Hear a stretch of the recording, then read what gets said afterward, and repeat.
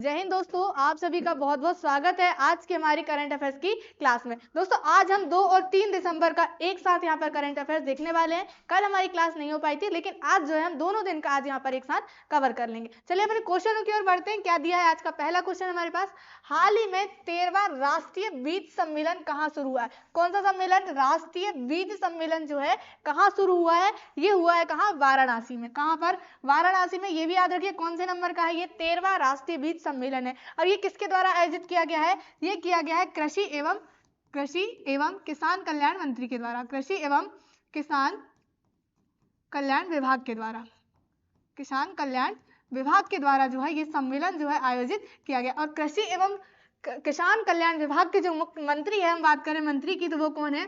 मंत्री शिवराज सिंह चौहान। कौन है? शिवराज सिंह चौहान जो है कृषि एवं किसान कल्याण मंत्री, शिवराज सिंह चौहान। जो इससे पहले क्या थे? मध्य प्रदेश के सीएम रहे। मध्य प्रदेश के सीएम कौन थे? शिवराज सिंह चौहान इससे पहले रहे। अभी वर्तमान में क्या है? कृषि एवं किसान कल्याण विभाग के ये मंत्री है। अभी जो राष्ट्रीय बीज सम्मेलन जो आयोजन किया है, किसने किया है? कृषि एवं किसान कल्याण विभाग के द्वारा किया गया। कहाँ पर किया गया है? वाराणसी में किया गया है। कौन से नंबर का है? ये भी याद रखिए, 13वां नंबर का। चलिए आगे बढ़ते हैं। अपना अगला क्वेश्चन क्या है? हाल ही में 2 दिवसीय महाबोधि महोत्सव, कौन सा? 2 दिवसीय महाबोधि महोत्सव जो है शुरू किया गया है। ये कहाँ किया गया है? मध्य प्रदेश में। कहाँ पर?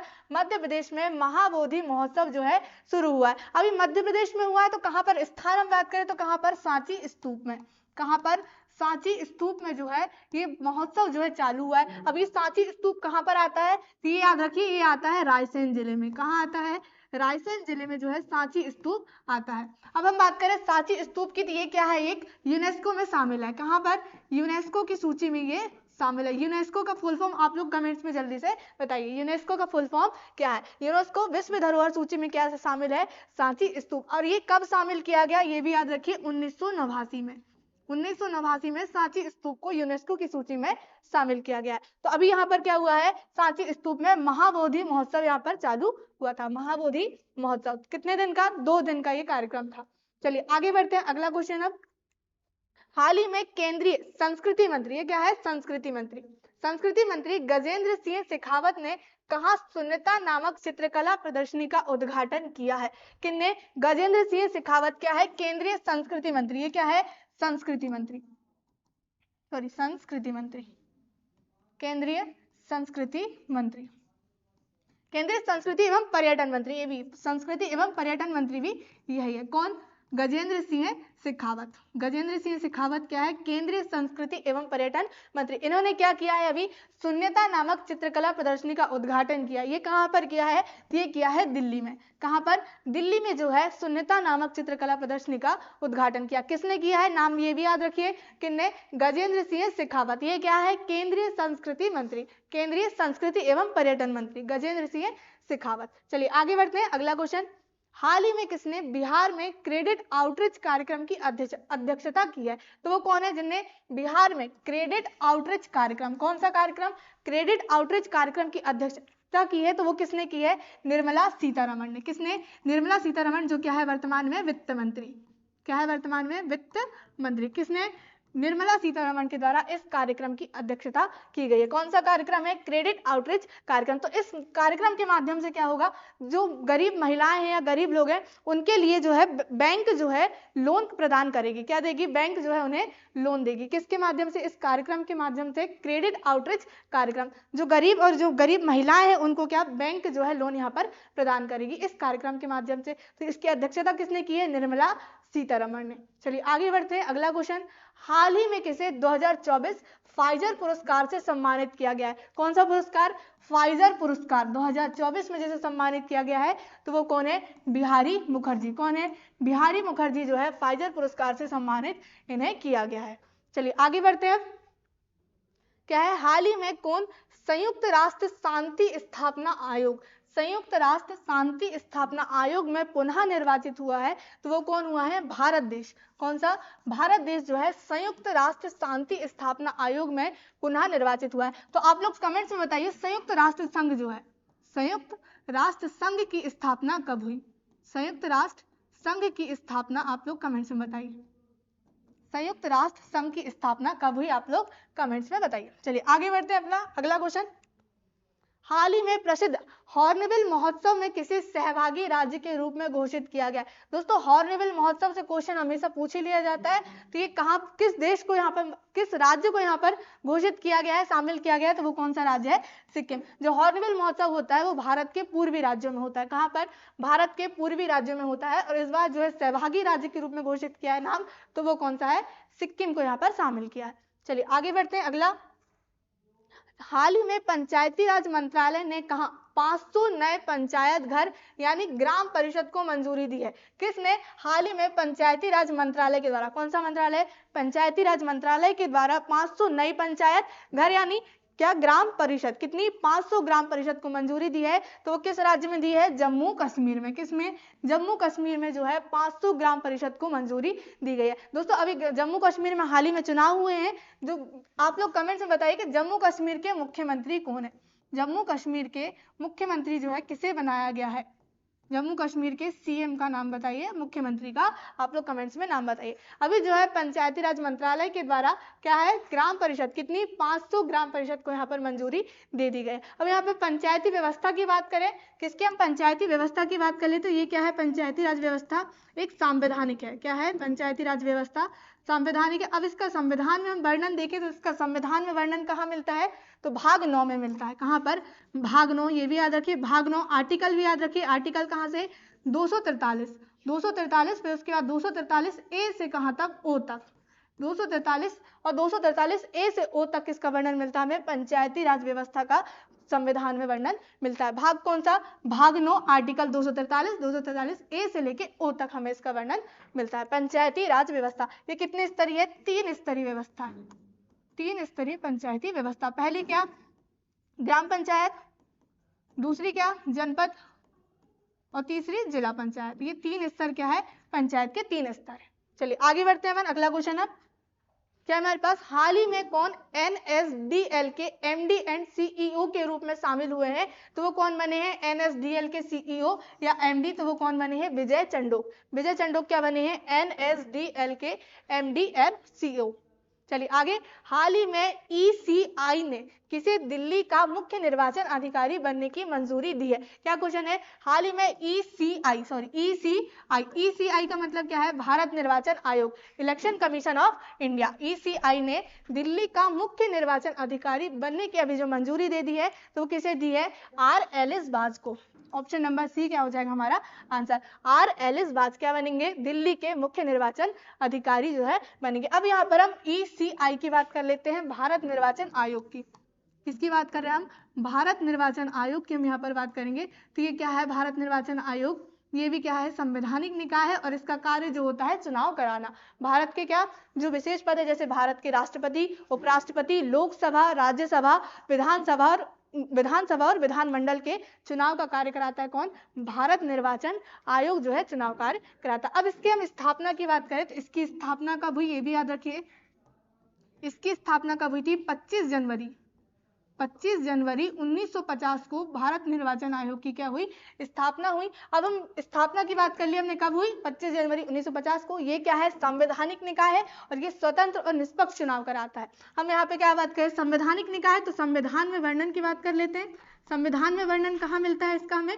भारत निर्वाचन आयोग का भाग 15, संविधान के भाग 15 में मिलता है। आर्टिकल भी याद रखिए, आर्टिकल 324 से 329 तक, 324 से 329 तक हमें किसका वर्णन मिलता है? भारत निर्वाचन आयोग का जो है संविधान में वर्णन मिलता है। हमारे पास क्वेश्चन था कि हाल ही में ईसीआई, भारत निर्वाचन आयोग ने दिल्ली का मुख्य निर्वाचन अधिकारी बनने की मंजूरी दी है, तो किसको दी है? आर एलिस बाज को। आर एलिस बाज क्या बनेंगे? दिल्ली के मुख्य निर्वाचन अधिकारी। चलिए दोस्तों आप लोग कमेंट्स में बताइए कि अभी भारत के जो मुख्य निर्वाचन आयुक्त है वो कौन है? मुख्य निर्वाचन आयुक्त तो कौन है? चलिए, हाल ही में विश्व एड्स दिवस कब मनाया गया? हाल ही में विश्व एड्स दिवस कब मनाया गया? तो ये कब मनाया जाता है? प्रतिवर्ष मनाया जाता है 1 दिसंबर को। कब मनाया जाता है? 1 दिसंबर को विश्व एड्स दिवस मनाया जाता है। इस साल की जो थीम है 2024 की, वो भी याद रखिए। क्या? इस साल की जो थीम है 2024 की विश्व एड्स दिवस की, तो वो क्या है? सही मार्ग अपनाएं। क्या? सही मार्ग अपनाएं, सही मार्ग अपनाएं, मेरा स्वास्थ्य मेरा अधिकार, मेरा स्वास्थ्य मेरा अधिकार। इस साल की क्या है ये थीम? मेरा स्वास्थ्य मेरा अधिकार। मेरा स्वास्थ्य मेरा अधिकार क्या है इस साल की थीम विश्व एड्स दिवस की? सही मार्ग अपनाएं, मेरा स्वास्थ्य मेरा अधिकार क्या रही है? 1 दिसंबर विश्व एड्स दिवस की ये थीम रही है। चलिए आगे बढ़ते हैं अपन। अगला क्वेश्चन, हाल ही में T20 फॉर्मेट में सबसे तेज शतक लगाने वाले भारतीय बल्लेबाज कौन बने हैं? T20 फॉर्मेट में सबसे तेज शतक लगाने वाले जो भारतीय है वो कौन है? उर्विल पटेल। सबसे तेज शतक लगाने वाले भारतीय बल्लेबाज कौन है? उर्विल पटेल। चलिए, हाल ही में पीएम नरेंद्र मोदी ने बीमा सखी योजना की शुरुआत कहां से की है? कौन सी योजना? बीमा सखी योजना। कहां से की है इसकी शुरुआत? ये की है पानीपत से। अब ये पानीपत कहाँ आता है? ये आता है हरियाणा में। पानीपत कहाँ आता है? हरियाणा में आता है। और यहाँ से क्या की है? पीएम नरेंद्र मोदी जी ने बीमा सखी योजना की क्या की है? शुरुआत की। अब इस योजना के तहत क्या होगा? तो इस योजना का जो उद्देश्य है, क्या योजना का जो उद्देश्य है वो क्या है? योजना का उद्देश्य जो है, इसमें जो LIC है, हम कहें भारतीय जीवन जो बीमा से संबंधित जो पॉलिसी होती है, जैसे क्या LIC, तो इससे संबंधित क्या होगा? महिलाओं के लिए प्रशिक्षण होगा। क्या होगा? महिलाओं के प्रशिक्षण के लिए यहाँ पर इस योजना का शुभारंभ किसने किया है? नरेंद्र मोदी जी के द्वारा। कौन सी योजना? बीमा सखी योजना, जो महिलाओं के लिए क्या प्रशिक्षण के लिए ये चालू किया गया है, महिलाओं के प्रशिक्षण के लिए। कौन सी योजना? बीमा सखी योजना। कहां से? पानीपत से। पानीपत कहाँ आता है? हरियाणा में आता है। चलिए आगे बढ़ते हैं। अगला क्वेश्चन अपन क्या है? 1 दिसंबर 2024 को BSF ने अपना कौन सा स्थापना दिवस मनाया है? तो कौन सा स्थापना दिवस मनाया है? BSF ने 60वां स्थापना दिवस मनाया है। किसने? BSF ने। BSF कौन होते हैं दोस्तों? ये जो हमारी भारत की जो बॉर्डर है पाकिस्तान और बांग्लादेश की, कहाँ की? पाकिस्तान और बांग्लादेश की बॉर्डर में कौन होते हैं? BSF के जवान होते हैं, जो हमारी क्या करते हैं? रक्षा करते हैं। कौन? BSF। चलिए आगे बढ़ते हैं। अगला क्वेश्चन, हाल ही में किसने विक्रम संवत की पुस्तक Tipu Sultan the saga of the Mysore interregnum को विमोचन किया है? तो किसने किया है? डॉक्टर S जयशंकर ने। किसने? S जयशंकर कौन है? विदेश मंत्री, भारत के क्या है ये? विदेश मंत्री। इन्होंने क्या किए हैं? द टीपू सुल्तान, क्या टीपू सुल्तान बुक का क्या किया है? विमोचन किया। किसने? विदेश मंत्री S जयशंकर ने। चलिए आगे बढ़ते हैं। अगला क्वेश्चन है हमारे पास, हाल ही में किसे संयुक्त राष्ट्र वैश्विक उत्कृष्टता पुरस्कार से सम्मानित किया गया है? तो वो कौन है? डॉक्टर वसंत गोयल। किसे सम्मानित किया गया है? डॉक्टर वसंत गोयल को संयुक्त राष्ट्र वैश्विक उत्कृष्टता पुरस्कार। संयुक्त राष्ट्र वैश्विक उत्कृष्टता पुरस्कार किसे दिया गया है? डॉक्टर वसंत गोयल को दिया गया है। चलिए आगे बढ़ते हैं। अगला क्वेश्चन, हाल ही में ADB ने पादप प्रबंधन के लिए किस देश के साथ $98 मिलियन के ऋण समझौते पर हस्ताक्षर किए हैं? तो किसने किए हैं? भारत ने। क्या? ADB ने पादप प्रबंधन के लिए किस देश के साथ? तो भारत के साथ $98 मिलियन के ऋण पर समझौता पर हस्ताक्षर किए हैं। चलिए आगे देखते हैं। अगला क्वेश्चन है हमारा, हाल ही में किस राज्य में बस सवारी ऐप लॉन्च किया है? कौन सा ऐप? बस सवारी जो ऐप है उसको लॉन्च किया है। तो किस राज्य ने? छत्तीसगढ़ राज्य ने। किसने? छत्तीसगढ़ राज्य ने बस सवारी ऐप जो है लॉन्च किया। अब इस ऐप के माध्यम से क्या होगा कि घर बैठे जो व्यक्ति है जो बस का टाइमिंग पता कर सकते हैं, बस की टाइमिंग और रूट जो है पता कर सकते हैं। किस राज्य में? छत्तीसगढ़ में ये क्या हुआ है? ऐप जो है लॉन्च हुआ है, बस सवारी ऐप। चलिए आगे बढ़ते हैं। अगला क्वेश्चन है हमारे पास, हाल ही में भारत के किस राज्य का 1 दिसंबर को 62वां राज्य दिवस मनाया गया है? कौन से राज्य का 1 दिसंबर को 62वां राज्य दिवस मनाया गया है? तो वो कौन सा राज्य है? नागालैंड। कौन सा राज्य है? नागालैंड को 1 दिसंबर को 62वां राज्य दिवस यहाँ पर मनाया गया। कब हुई इसकी स्थापना? 1 दिसंबर को। तो कौन सा दिवस मनाया गया है? भी 62वां राज्य दिवस मनाया गया। तो आप लोग कमेंट्स बताइए कि आप लोग किस राज्य से हैं और आप लोग किस राज्य से हमें देख रहे हैं, आप लोग जल्दी से बताइए। चलिए आगे बढ़ते हैं। अगला क्वेश्चन, हाल ही में डोनाल्ड ट्रंप ने किसे फेडरल ब्यूरो ऑफ इन्वेस्टिगेशन का प्रमुख किसे नामित किया है? प्रमुख नामित किया है। तो किसे किया गया है? काश पटेल को। काश पटेल को डोनाल्ड ट्रंप ने फेडरल ब्यूरो ऑफ इन्वेस्टिगेशन का प्रमुख जो है नियुक्त किया है। अब डोनाल्ड ट्रंप कौन है? अमेरिका के राष्ट्रपति। कहाँ के? अमेरिका के राष्ट्रपति। कौन है? डोनाल्ड ट्रंप, राष्ट्रपति। तो इन्हें क्या किए हैं? फेडरल ब्यूरो ऑफ इन्वेस्टिगेशन के लिए काश पटेल को यहाँ पर नामित किए हैं। किसे? काश पटेल को। चलिए आगे बढ़ते हैं। हाल ही में EPFO के केंद्रीय न्यासी बोर्ड की 236वीं बैठक की अध्यक्षता किसने की है? तो किसने की है? मनसुख मंडाविया ने। किसने? मनसुख मंडाविया ने जो है EPFO के केंद्रीय न्यासी बोर्ड की 236वीं बैठक, कौन सी बैठक? 236वीं बैठक की क्या की है? अध्यक्षता की है। अब ये EPFO का फुल फॉर्म भी आप लोग याद रखिए, क्या है? कर्मचारी कर्मचारी भविष्य निधि संगठन। कर्मचारी भविष्य निधि संगठन क्या है इसका फुल फॉर्म? कर्मचारी भविष्य निधि संगठन क्या है? EPFO। EPFO क्या है इसका फुल फॉर्म? कर्मचारी भविष्य निधि संगठन। तो इसकी जब कौन सी बैठक हुई? 236वीं बैठक। इसकी अध्यक्षता किसने की? मनसुख मंडाविया ने। किसने? मनसुख मंडाविया ने इसकी क्या की है? अध्यक्षता।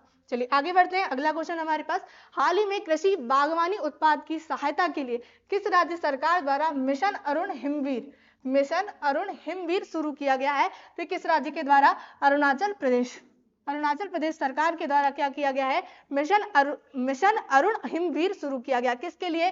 कृषि बागवानी उत्पाद की सहायता के लिए या कृषि क्षेत्र में बढ़ावा देने के लिए। किस जो मिशन है उसका भी याद रखिए, मिशन अरुण हिमवीर को शुरू किया गया। किस राज्य ने? अरुणाचल प्रदेश ने। अरुणाचल प्रदेश की राजधानी क्या है?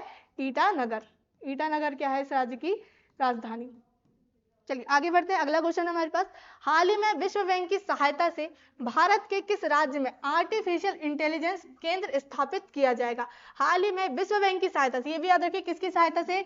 विश्व बैंक की सहायता से भारत के किस राज्य में आर्टिफिशियल इंटेलिजेंस केंद्र स्थापित किया जाएगा? तो वो कौन सा राज्य है? हरियाणा। कौन सा राज्य? हरियाणा में जो है आर्टिफिशियल इंटेलिजेंस केंद्र जो है स्थापित किया जाएगा। चलिए दोस्तों, ये थे आज के हमारे इंपॉर्टेंट क्वेश्चन। यदि आप चैनल में न्यू हैं तो चैनल को सब्सक्राइब कर लीजिए, यदि फेसबुक में देख रहे हैं तो फॉलो कर लीजिए और कमेंट से जरूर बताइए कि आप लोगों को क्लासेस कैसी लग रही है।